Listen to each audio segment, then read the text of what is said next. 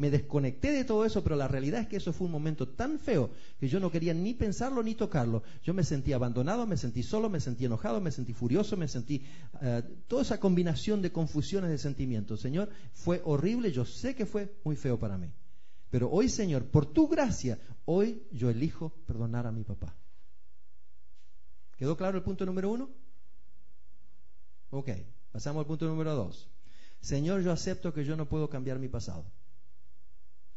Yo no puedo volver al pasado. No puedo hacer que mi papá me trate diferente, porque todo eso ya pasó, es pasado. Tengo que aceptar, Señor, que yo nunca tuve ni voy a tener en esta tierra un papá que me ame y me proteja. Yo no lo tuve, no lo voy a tener, nunca voy a tener un papá en esta tierra que me ame y me proteja. Acepto esa realidad, Señor. Entonces paso al número 3. Señor, ahora te pido que a través de la sangre de Cristo tú me limpies el cerebro de todos estos recuerdos dolorosos. Que tú cures las heridas que tengo dentro de mi corazón. Que tú saques de mi cerebro, de mis neuronas, de aquellas memorias. No es que me las borres a las memorias, sino que las cures, Señor. Que tú saques el dolor, el resentimiento, la amargura, que saques el abandono, todas esas cosas que fueron tan horribles que yo no quería ni tocar ni pensar, Señor, que ahora yo pueda pensar en eso con paz. Que yo pueda mirar a mi papá sabiendo que eso ocurrió, pero al mismo tiempo sintiendo que yo puedo abrazarlo, puedo amarlo, puedo entenderlo, puedo saber que realmente él es un hijo tuyo, que también sufrió, que no sabía cómo enfrentar esa situación, Señor. Enséñame a entender por qué lo hizo, pero si no, yo acepto, Señor, acepto y lo amo a mi papá tal cual es, con todos sus problemas, Señor. Acepto que él es mi papá y lo perdono por tu gracia. Gracias por limpiar mi mente, Señor. Gracias, Señor. ¿Se dan cuenta cómo esta oración va teniendo esas tres partes? Ok. ¿Cuántas veces tengo que repetir esta oración? Hasta que me cure. Ahora, yo quiero asegurarte una cosa. Si tú haces esto fielmente, yo te puedo asegurar en el nombre de Cristo que Él te va a curar. Yo no tengo dudas de eso. Porque es promesa de Cristo. Él vino para restaurar a los quebrantados de corazón, y eso es lo que Él hace. Te limpia el recuerdo, te limpia el dolor, te hace una criatura nueva. Y ya no te causa trauma el pensar en el pasado. ¿Tú crees que yo podría haberte contado esta historia si yo no estuviera curado de esa experiencia? ¿Te acuerdas cómo yo lloré cuando esa experiencia entró en mi mente? Hoy día, gracias a Dios, yo puedo amar el recuerdo de mi papá, puedo abrazarlo con todo mi corazón. Está totalmente perdonado. Tengo amor real de Dios en mi corazón por Él. Aunque Él no nos hubiera pedido perdón después a los hijos, yo sé que Dios ya me había dado el perdón hacia mi papá. Fue extra lo que el Dios me dio, pero fue una experiencia maravillosa. ¿Tienen alguna pregunta hasta aquí? Recuerden, esta es una clase. Si hay preguntas, levanten la mano. Ok. Sí, hermano.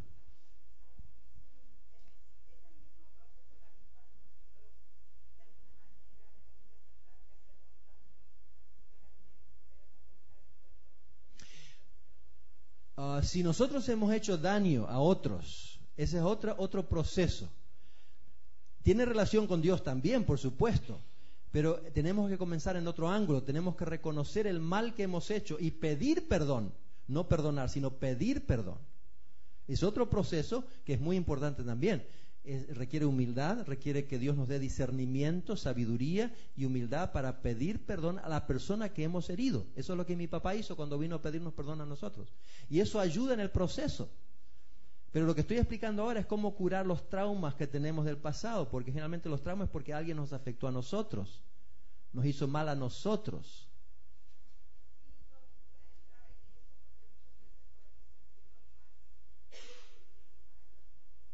Por supuesto, son los dos aspectos, las dos caras de la moneda. Y las dos caras son importantes, pero hoy estoy explicando una de las caras de la moneda, que es cuando yo debo perdonar a aquellos que me hirieron. Esa es una cara de la moneda. La otra cara de la moneda es cuando yo sé, por la gracia de Dios, que Él me muestra que yo herí a otras personas, y entonces yo tengo que tener la humildad para identificar el problema e ir a pedir perdón a esa persona que yo herí. Y Dios hace también esa experiencia en nuestro corazón. Ok, gracias hermana, buen punto, muy buen punto. ¿Alguien más tiene una pregunta? Sí, hermana. Aún aunque la persona haya muerto. Buena pregunta, gracias hermana, muy buena pregunta.